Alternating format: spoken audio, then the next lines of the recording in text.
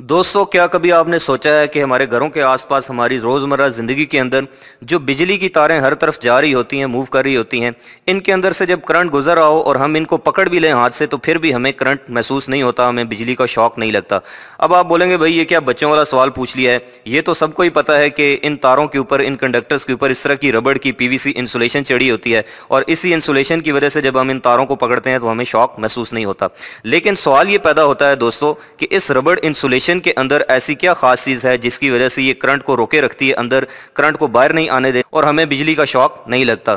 जी हाँ दोस्तों, उस चीज का नाम है रेजिस्टेंस। और चूंकि ये एक इंसुलेशन की रेजिस्टेंस है तो इसको इलेक्ट्रिकल की टर्म में कहते हैं इंसुलेशन रेजिस्टेंस। और ये वो वाई चीज है दोस्तों जो अगर किसी भी तार के अंदर, चाहे वो इलेक्ट्रिक वायरिंग हो चाहे वो मोटर हो, उसके अंदर कमजोर पड़ जाए, जैसे मैं आपको दिखाऊं तो ये देखिए यहाँ से इसकी ये इंसुलेशन टूट फूट का शिकार हो गई है। ये मौसम की वजह से भी हो सकता है और वक्त की तब्दीलियों की वजह से भी हो सकता है। ये इंसुलेशन रेजिस्टेंस दोस्तों बिजली की तारों की भी हो सकती है, ये मोटर्स और जनरेटर्स और ट्रांसफार्मर के अंदर जो वाइंडिंग होती है उसकी भी हो सकती है, और हमारे यहाँ जो बिजली के खंभों के ऊपर इस तरह की ये इंसुलेटर्स लगे होते हैं इनकी भी हो सकती है। और अगर ये इंसुलेशन रेजिस्टेंस दोस्तों इस तरह से कमजोर हो जाए, कम पड़ जाए, तो फिर वक्त गुजरने के साथ साथ या फिर मौसम की तब्दीलियों की वजह से तारों के दरमियान में इलेक्ट्रिक शॉक होने का और आग लगने का खतरा मौजूद रहता है। और इस इंसुलेशन रेजिस्टेंस को दोस्तों मेजर करने के लिए, उसकी पैमाइश करने के लिए जो डिवाइस, जो आला हम इस्तेमाल करते हैं उसको कहते हैं हम मैगर। मेरा नाम है आमिर जमील, आप देख रहे हैं एजे इलेक्ट्रिक यूट्यूब चैनल। अगले 5 से 7 मिनट के अंदर मैं आपको मुकम्मल तौर पे समझा दूंगा कि ये मैगर क्या चीज़ है, इसको मैगर क्यों कहते हैं, इसको कहाँ कहाँ पे इस्तेमाल किया जाता है और इसको हम कैसे इस्तेमाल करते हैं, और इलेक्ट्रिकल की दुनिया में इसकी क्या क्या एप्लीकेशंस हैं और इसको हमने कैसे इस्तेमाल करना है। तो कोशिश करनी है कि आपने आज की पूरी वीडियो मुकम्मल देखनी है। तो दोस्तों, मैगर बेसिकली एक रेजिस्टेंस मेजर करने वाला स्पेशल टाइप का ओहम मीटर है जो कि मेगा ओहम के अंदर, ये आप देख सकते हैं कि इसकी स्केल के ऊपर ये मेगा ओहम लिखा हुआ है, ये ओहम का साइन बना हुआ है। अब ये जो ओहम होता है ये रेजिस्टेंस का यूनिट होता है। तो ये रेजिस्टेंस दोस्तों क्या चीज़ होती है, अगर आपको नहीं पता तो इसके ऊपर मैंने एक डिटेल्ड वीडियो पहले बनाई थी, तो अगर आपने वो वीडियो नहीं देखी तो ऊपर आई बटन में या फिर इस वीडियो के डिस्क्रिप्शन में उस वीडियो का लिंक है, उसके ऊपर क्लिक करके आप वो वीडियो देख सकते हैं। तो दोस्तों, रेजिस्टेंस का सबसे छोटा यूनिट होता है ओहम, और अगर 1000 ओहम मिल जाएं तो वो बन जाता है 1 किलो ओहम, और अगर 1000 किलो ओहम मिल जाएं तो वो बन जाता है 1 मेगा ओहम। तो ये जो मैगर होता है दोस्तों, ये मेगा ओहम के अंदर रेजिस्टेंस की मेजरमेंट करते हैं। इस मेगा ओहम मीटर यानी कि मैगर के ऊपर अगर मैं आपको रेंज दिखाऊं, स्केल दिखाऊं, तो वो तकरीबन 0.2 मेगा ओहम से लेकर 1000 मेगा ओहम तक की रेजिस्टेंस को फाइंड कर सकता है। अब आप बोलेंगे भाई इतनी ज्यादा रेजिस्टेंस तो कहीं हवा में होती होगी या फिर कोई बहुत बड़े इंसुलेटर्स हों तो उनके अंदर होती होगी। तो जी हाँ दोस्तों, इसको हम इंसुलेटर्स की ही रेजिस्टेंस मेजर करने के लिए इस्तेमाल करते हैं। तो मैगर को दोस्तों हम मेगा ओहम मीटर भी कहते हैं क्योंकि ये मेगा ओहम में पैमाइश करता है, और चूंकि ये मेगा ओहम में रेजिस्टेंस की मेजरमेंट करता है तो इसीलिए मेगा ओहम की वजह से इसका नाम मैगर रखा गया। तो इस मेगा ओहम मीटर या मैगर को दोस्तों हम कैसे और कहां कहां पे इस्तेमाल करते हैं, ये सीखने से पहले, ये बताने से पहले मैं आपको थोड़ा सा इंसुलेशन रेजिस्टेंस के बारे में मजीद गाइड कर देता हूं। और वो इस तरह से है कि फ़र्ज़ कर लें आपके पास ये एक इलेक्ट्रिक वायर है जिसके ऊपर ये इंसुलेशन चिड़ी हुई है। अब मैं फ़र्ज़ कर लेता हूं कि जैसे ये जो इंसुलेशन है ये तकरीबन 1 mm यानी कि 1 मिलीमीटर मोटी है। फ़र्ज़ कर लें कि कोई भी हादसा या मौसम के असरात की वजह से, जैसे सर्दी की वजह से चीज़ें सुकड़ जाती हैं, तो इस वजह से इसकी इंसुलेशन जो है थोड़ी सी उतर गई है। जैसे मैं यहाँ से पेपर कटर की मदद से उतार लेता हूं, तो अब आप देख सकते हैं कि इसकी इंसुलेशन जो है वो आधी रह गई है। तो पहले चूंकि इंसुलेशन पूरी थी, इंसुलेशन ज्यादा थी, तो इसकी जो रेजिस्टेंस है यानी कि करंट के रास्ते में जो रुकावट थी वो भी ज्यादा थी। लेकिन अब चूंकि इंसुलेशन कम हो गई तो अब इसकी रेजिस्टेंस भी कम हो जाएगी। फर्ज कर लें कि इसी जगह के ऊपर एक और कट लग जाता है दोबारा कभी, तो उसके बाद क्या होगा कि ये जो इंसुलेशन है ये बिल्कुल इसकी रिमूव हो गई है। अब यहाँ पे जो इसकी रेजिस्टेंस है दोस्तों ये बिल्कुल जीरो हो गई है। अब अगर बहुत सी तारें एक साथ चल रही हों और सबसे इस तरह की थोड़ी थोड़ी इंसुलेशन जो है वो उतर जाए, तो अब क्या होगा कि इनके जो कंडक्टर्स हैं वो आपस में टच होने का खतरा रहेगा, और जब कभी कंडक्टर्स आपस में टच हो गए तो फिर आग लग सकती है, शॉर्ट सर्किट हो सकता है, या फिर वायरिंग जल सकती है, कुछ भी हो सकता है। तो इस मैगर की मदद से दोस्तों हम बड़ी बड़ी इलेक्ट्रिक केबल्स या फिर वायर्स की जो इंसुलेशन रेजिस्टेंस है उनकी इंसुलेशन रेजिस्टेंस को कैलकुलेट कर सकते हैं, मेजर कर सकते हैं, या फिर जो बड़े बड़े टावर्स के ऊपर इलेक्ट्रिक पावर ट्रांसमिशन के अंदर इस तरह के इंसुलेटर्स इस्तेमाल होते हैं, इनकी जो है वो IR यानी कि इंसुलेशन रेजिस्टेंस मेजर कर सकते हैं।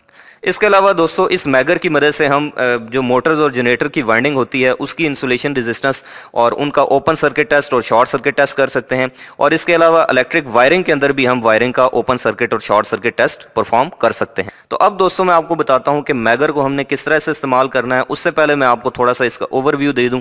सबसे पहली बात कि जो मैगर होता है ये दो किस्म का हो सकता है।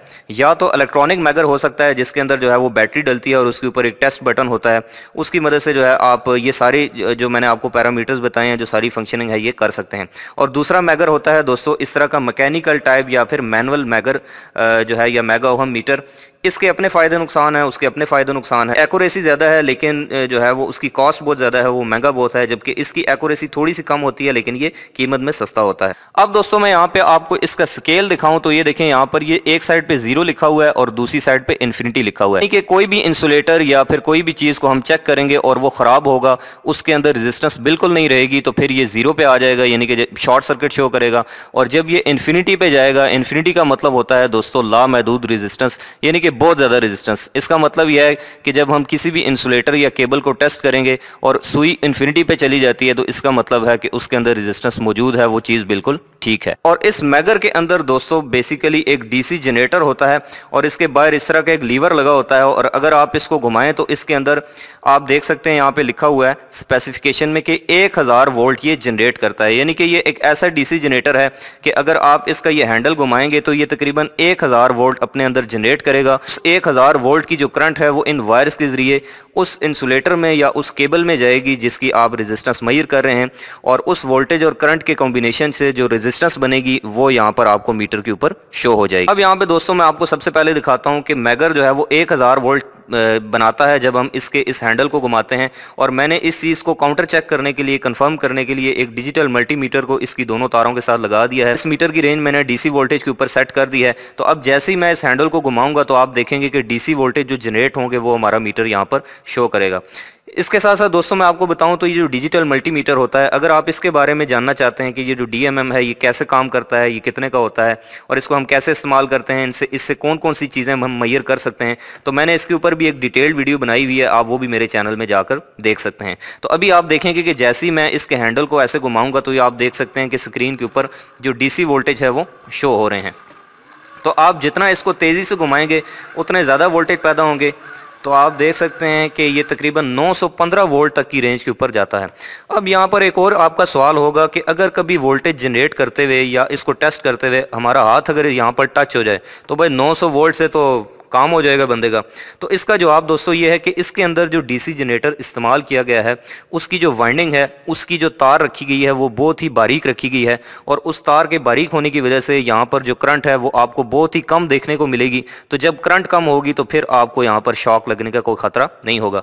वैसे अगर आप यहाँ से इसको पकड़ के इसको घुमाएंगे तो आपको हल्का सा शॉक महसूस होगा डीसी वोल्टेज की वजह से, लेकिन उससे जो है वो आपकी जान को कोई खतरा नहीं होगा। तो चलिए दोस्तों अब मैं आपको बताता हूं कि हमने मैगर को किस तरह से इस्तेमाल करना है और इससे कैसे जो है हमने मुख्तलिफ टेस्ट परफॉर्म करने हैं। तो सबसे पहले मैं आपको बताऊं तो इसके पीछे जो बैक साइड है यहाँ पर 2 टर्मिनल आपको देखने को मिलते हैं। एक होता है लाइव, एक पे लाइव लिखा होता है और दूसरे पे अर्थ लिखा होता है, यानी कि एक इसका फेस टर्मिनल है और दूसरा आप समझ लें कि न्यूट्रल है।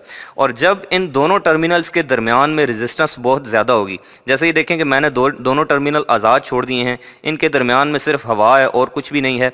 और अब जब मैं इसके इस लीवर को घुमाऊंगा तो आप देख सकते हैं कि जो इसकी सुई है वो इन्फिनिटी की जानिब जा रही है, यानी कि ये मीटर ये शो कर रहा है कि भाई इन दोनों टर्मिनल्स के दरमियान में रेजिस्टेंस बहुत ज़्यादा है। तो जब आपकी सुई इन्फिनिटी की तरफ जाए तो आपने समझ जाना है कि रेजिस्टेंस बहुत ज़्यादा है। लेकिन अगर मैं इन दोनों को दोस्तों आपस में शॉर्ट कर दूं तो शॉर्ट करने से क्या होगा कि रेजिस्टेंस बिल्कुल ही ख़त्म हो जाएगी, ज़ीरो हो जाएगी। और अब क्या होगा कि अब जब मैं इसको घुमाऊंगा तो मेरी सुई जो है वो आप देख सकते हैं कि इस मीटर की सुई जो है वो 0 पे आ रही है। तो जब आप किसी भी चीज़ को चेक करेंगे, टेस्ट करेंगे, अगर सुई 0 पे आती है तो आपने समझ जाना है कि रेजिस्टेंस 0 है, बिल्कुल नहीं है, शॉर्ट सर्किट है।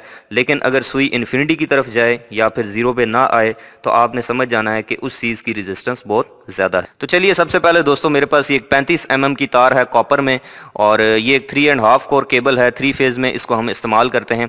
फ़र्ज़ कर लें कि मैंने इसका येलो और रेड कंडक्टर, इन दोनों के दरमियान जो रेजिस्टेंस है, यानी कि इनके ऊपर ये देखें जो इंसुलेशन चढ़ी हुई है ना, इसके ऊपर पीली और इसके ऊपर सुर्ख, इन दोनों के दरमियान में जो इंसुलेशन है उसकी रेजिस्टेंस चेक करनी है। या फिर मैं देखना चाहता हूँ भाई इस तार के अंदर, इस शीट के अंदर कहीं से ये इंसुलेशन उतरी हुई तो नहीं है। इस चीज़ को काउंटर चेक करने के लिए, कंफर्म करने के लिए मैं क्या करूंगा कि इस मैगर की एक तार इस पीली तार के साथ लगा दूंगा और जो दूसरा उसका टर्मिनल है, दूसरी तार, वो इस सुरख के साथ लगा दूंगा और उसके बाद मैं इसके हैंडल को घुमाऊंगा और फिर देखते हैं कि ये कितनी रेजिस्टेंस शो करता है। तो आप यहाँ पर देख सकते हैं दोस्तों कि मैंने इस मैगर का जो एक टर्मिनल है, जो एक तार है, वो इस रेड के साथ लगा दी है और जो दूसरी तार है वो पीली वाली तार के साथ लगा दी है। तो अब मुझे इस रेड और येलो वायर के दरमियान में जो इंसुलेशन की रेजिस्टेंस है वो मुझे यहाँ पर शो हो जाएगी जब मैं इसके हैंडल को चलाऊंगा। तो अभी आप देख सकते हैं कि जैसे जैसे मैं इसके हैंडल को चला रहा हूँ तो ये जा रहा है तकरीबन, आप देख सकते हैं 1000 ओम से ऊपर, यानी कि इन्फिनिटी की तरफ जा रहा है। तो इसका मतलब ये है दोस्तों कि इन दोनों तारों के दरमियान में जो रेजिस्टेंस है वो अच्छी रेजिस्टेंस है, बहुत ज़्यादा रेजिस्टेंस है, यानी कि इनके अंदर मुस्तकबिल में इंसुलेशन के ब्रेक डाउन होने का, शॉर्ट सर्किट होने का कोई चांस मौजूद नहीं है। बिल्कुल ऐसे ही दोस्तों मेरे पास एक 3 फेज़ मोटर है जिससे ये 3 टर्मिनल आउट हो रहे हैं और मैं ये चेक करना चाहता हूं कि इसकी जो 3 फेज़ वाइंडिंग्स हैं, क्या उनके दरमियान में जो इंसुलेशन रेजिस्टेंस है, जो उनकी रेजिस्टेंस है वो बरकरार है या नहीं। फिर ये भी हो सकता है कि जो वाइंडिंग हमने की हुई है उस वाइंडिंग की कोई तार इसकी बॉडी के साथ शॉर्ट हो गई हो, टच हो गई हो, अर्थ हो गई हो। तो इस चीज़ को भी चेक करने के लिए हम मैगर का इस्तेमाल करते हैं। उसके लिए तरीका ये होगा कि आपने जिस भी वाइंडिंग को चेक करना है, फ़र्ज़ कर लें कि ये एक फेज़ है तो एक तार हम इसके साथ लगा देंगे, मैगर की तार के साथ, और दूसरी तार इसकी मोटर की बॉडी के साथ अटैच कर देंगे। तो अगर वो दोनों आपस में शॉर्ट हुई तो इसकी जो रीडिंग है वो 0 हो जाएगी, 0 रेजिस्टेंस शो करेगा। लेकिन अगर शॉर्ट ना हुई तो फिर ये सुई इन्फिनिटी पे चली जाएगी। तो यहाँ पे दोस्तों आप देख सकते हैं कि मैंने मैगर की एक तार को इस मोटर की एक तार के साथ लगा दिया है और मैं इस तार के साथ इस बॉडी का जो है वो शॉर्ट सर्किट टेस्ट चेक करना चाहता हूँ कि क्या ये अंदर से इंसुलेट है या फिर नहीं। तो इस मकसद के लिए मैंने जो दूसरी तार है मैगर की वो इसकी बॉडी के साथ अटैच कर दी है। तो अभी आप देखेंगे कि जैसे ही मैं इसको घुमाता हूँ तो ये देखें ये भी इन्फिनिटी की तरफ जा रही है। तो इसका मतलब है कि इसका ये वाला जो फेज़ है इसके अंदर जो वाइंडिंग है वो इस मोटर की बॉडी के साथ शॉर्ट नहीं है। लेकिन अगर ये सुई 0 की तरफ आती तो फिर इसका मतलब होता कि इसकी जो वाइंडिंग है वो बॉडी के साथ शॉर्ट सर्किट हो गई है। यहाँ पे दोस्तों मैं एक और चीज़ आपको बताऊं, तो जैसे हमने इस मोटर की एक वाइंडिंग का इसकी बॉडी के साथ शॉर्ट सर्किट चेक किया है तो बिल्कुल ऐसे ही हम इन 2 वाइंडिंग्स का भी आपस में ओपन और शॉर्ट सर्किट टेस्ट चेक कर सकते हैं। अब चूंकि ये तार अंदर से इसके साथ इंटरनली कनेक्ट है तो अब मीटर को ये जो है वो शॉर्ट शो करना चाहिए। लेकिन अगर ये वाइंडिंग अंदर से ओपन हो जाए तो फिर भी ये रेजिस्टेंस जो है वो इन्फिनिटी बताएगा, यानी कि उनके अंदर अब आपस में जो है वो कोई कनेक्शन नहीं रहा। तो अब चूंकि ये दोनों अंदर से शॉर्ट होती हैं तो अब मीटर को 0 पे आना चाहिए। अब मैं आपको हैंडल को घुमा के दिखाऊं तो ये देखें कि ये 0 पे इसकी सुई आ रही है। तो इसका मतलब ये है दोस्तों कि इनके दरमियान में कोई रेजिस्टेंस नहीं है, यानी कि ये दोनों अंदर से शॉर्ट हैं। अब आखिर में दोस्तों मैं एक ये डिस्क टाइप जो है वो इंसुलेटर है मेरे पास पोर्सिलीन का बना हुआ, जिसको हम 11 kV की ट्रांसमिशन लाइन के अंदर इस्तेमाल करते हैं। इस इंसुलेटर की दोस्तों रेजिस्टेंस जो है, इसकी जो इंसुलेशन रेजिस्टेंस है उसको हम मैगर से कैसे मेजर करेंगे, चलिए वो भी सीख लेते हैं। उसके लिए तरीका ये होगा कि आप जानते हैं कि इसका ये जो पीछे वाली साइड है ये पीछे पोल यानी बिजली के खंभे के साथ लग जाती है और ये जो आगे वाली साइड है इसके ऊपर हम बिजली की जो तार होती है 11 kV की उसको लगा देते हैं और बीच में ये जो रेजिस्टेंस है ये सारी उसके अंदर इंक्लूड हो जाती है। और अगर ये इंक्लूड ना हो, रेजिस्टेंस ब्रेक डाउन हो जाए या फिर इसकी जो इंसुलेशन है वो कमज़ोर पड़ जाए तो फिर ये होगा कि आपका जो पूरा खंभा है वो अर्थ हो जाएगा, पूरे खंभे में बिजली आ जाएगी। कोई भी खंभे को हाथ लगाएगा तो फिर उसकी जो है वो उसको शॉक लग सकता है। तो इसका तरीका दोस्तों ये होगा कि हम इसकी एक तार जो है इसकी फ्रंट वाली साइड पे लगा देंगे और जो दूसरी तार है वो बैक साइड पे लगा देंगे। तो इसके बीच की जो सारी रेजिस्टेंस है वो जो मैगर जो है वो कैलकुलेट करके हमें यहाँ पर शो कर देगा। तो यहाँ पर दोस्तों आप देख सकते हैं कि मैंने मैगर की एक वायर इसके फ्रंट वाले इस टर्मिनल के ऊपर लगा दी और जो दूसरी तार है वो बैक साइड पे लगा दी है। और अब मैं इसको चलाऊंगा तो आप देखेंगे कि इस इंसुलेटर की अब कितनी रेजिस्टेंस है। तो ये दोस्तों तकरीबन 1000 ओहम से ऊपर शो कर रहा है। तो इसका मतलब है कि ये इंसुलेटर बिल्कुल ठीक है। लेकिन अगर सुई यहाँ पे सेंटर में कहीं आती या फिर 0 पे आती तो इसका मतलब ये होता कि इस इंसुलेटर की जो रेजिस्टेंस है वो अब कमज़ोर पड़ चुकी है। अब इसके खंभे के साथ जो है वो अर्थ होने के बिजली के चांसेस ज़्यादा हैं। तो दोस्तों देखा आपने कि जब सुई इन्फिनिटी की जानिब जाती है तो इसका मतलब ये होता है कि अच्छी इंसुलेशन है, इंसुलेटर की रेजिस्टेंस अच्छी है। लेकिन जब सुई 0 की जानिब आती है, इस साइड पे आती है, तो उसका मतलब ये होता है कि शॉर्ट सर्किट है कहीं पे भी और वो एक अच्छी इंसुलेशन नहीं है। बिल्कुल ऐसे ही दोस्तों जब हम वायरिंग कंप्लीट कर लेते हैं घर की या किसी भी जगह की तो फिर हम वायरिंग के दरमियान में जो ओपन सर्किट और शॉर्ट सर्किट टेस्ट है वो भी मैगर की मदद से परफॉर्म कर सकते हैं। हम वायरिंग में मुख्तलिफ पॉइंट्स के ऊपर मैगर को कनेक्ट करके उसके बाद इसके हैंडल को चला के रेजिस्टेंस देख सकते हैं कि यहाँ पे वायर्स आपस में ओपन हैं या फिर शॉर्ट हैं।